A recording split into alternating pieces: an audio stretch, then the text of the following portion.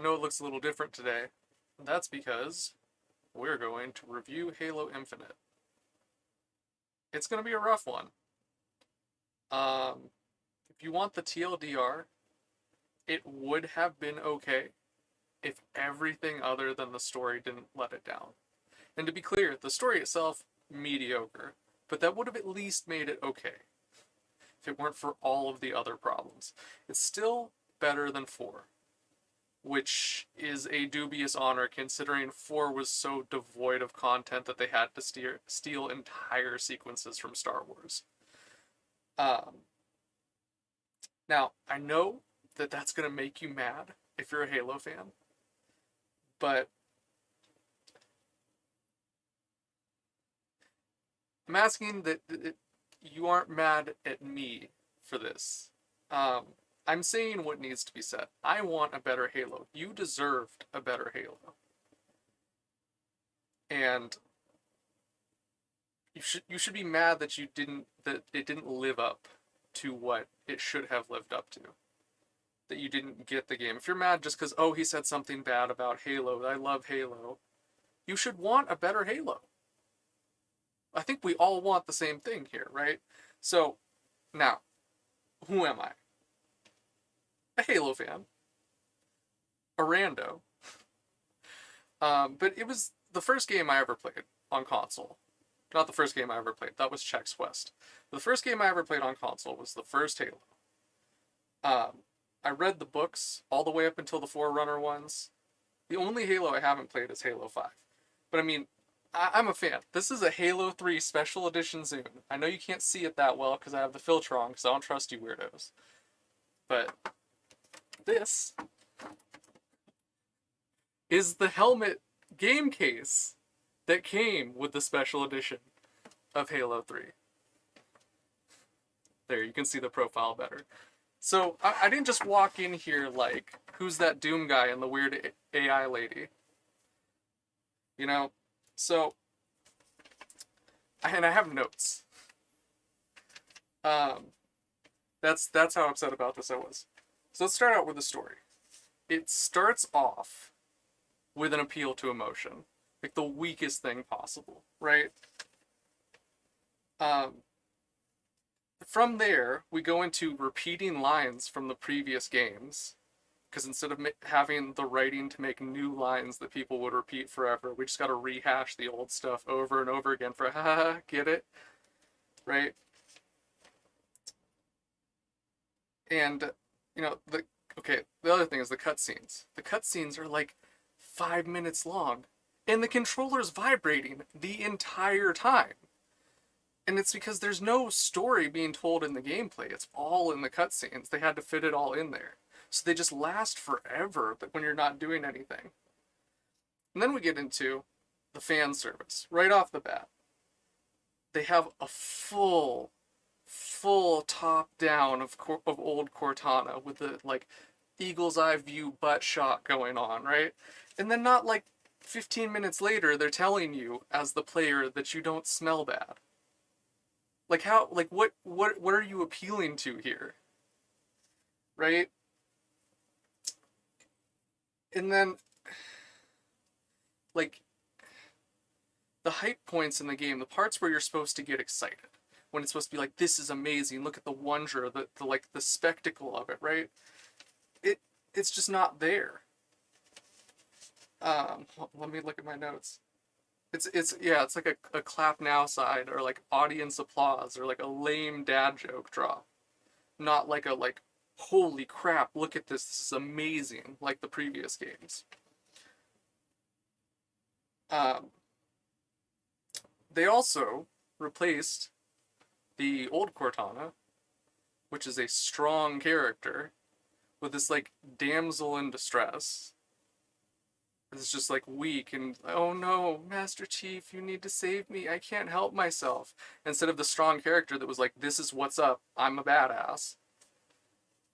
So they took away our strong female lead.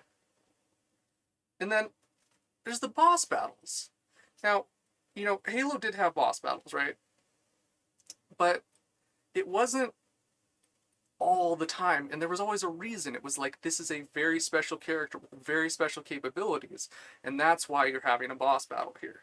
It wasn't like every other jerk is somehow 10 times stronger than everybody else around them for no apparent reason, where it's just like becomes generic. Everybody's special. Like, there's no real reason for it. There's just so many of them. And part of this leads into, it's like, this was a gritty space opera. There was, you're in this far-fetched land, but there was a lot of realism to it, even though you had to suspend your disbelief. But now when it's just like they've managed to make it not special anymore. And it's just like, doesn't make sense. It just feels like an MMO, which frankly, we'll get to why later, but I think that I'm kind of worried that they're preparing us for an MMO with this open world thing.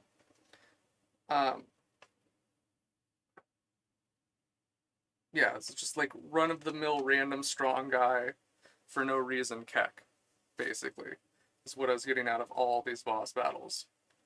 Now, the open world thing. They did an okay job of integrating it, unlike Gears 5.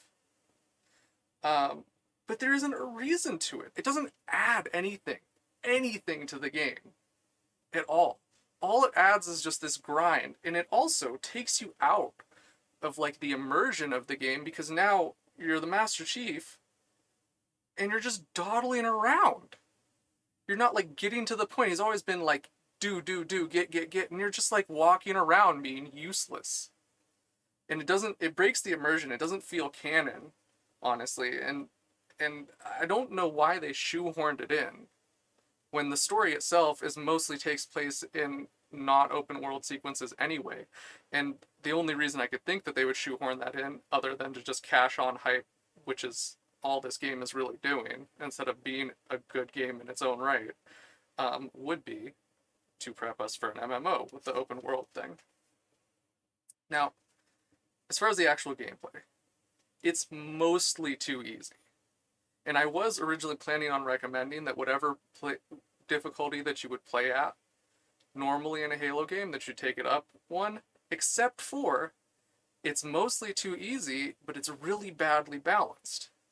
So you can get through almost the entire game, and then they just throw you in this, literally right before the final boss battle, they throw you in to a tiny room with nowhere to go with 2 upgraded hunters. So it's like, you can be fine everywhere else in the campaign. It's like, haha, do this impossible task now. And there's no chapter select, because they released the game before it was ready.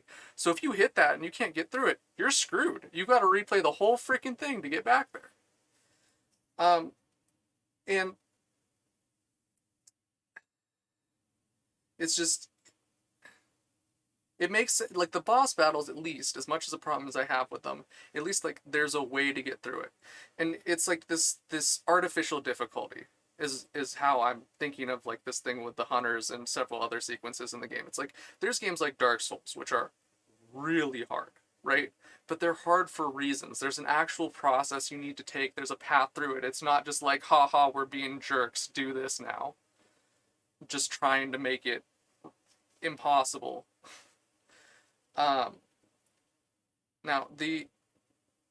moving on from the gameplay, the dynamic range in the game is way too high. On compressed mode, it has more range than dynamic range in most things does. So it's the balance of the sound is just all off. It's like they want you to blow your ears out just so you can hear the quiet bits. Now, that's it for the story. The multiplayer, on a somewhat different note, is good. It's not great, it's good. It's mostly good because it feels like Halo 3 that's been messed with and dumbed down a bit. So it could have been better. Honestly, it'd be better if they just re-released Halo 3 multiplayer with updated graphics without messing with everything else like they did 1 and 2 and ruining it. But at least it's decent. We get modern Halo multiplayer that feels similar to the thing we all liked. So, overall, it would have been a mediocre game. So, oh, I didn't even get into this. It crashed 5 times. 5 times during one campaign playthrough. Which speaks back to it just wasn't ready to be released. We're not even going to get co-op until 4 months after the game came out. It just wasn't ready. It's not balanced. There's so much they needed to fix. There's features that are missing. But yeah, it would have been okay if it wasn't for all of those other things. The story was lame, but it was alright. It was Halo, I guess. It was cash cow milking Halo.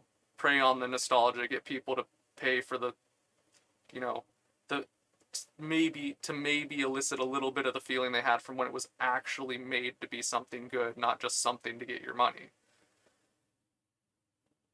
But yeah, I feel like I had somewhere else to go with that, but yeah, that's it. It's, played through for the story, what there is of it. Honestly, I wouldn't spend a bunch of time on it. Don't even waste any effort on the open world. It's all grind. There's nothing you get from it. And yeah, multiplayer is worth playing. So, speaking of multiplayer being worth playing, I'm gonna put my notes away and my Halo memorabilia. Now let's see if we can get Plat 6. Should probably have started a match.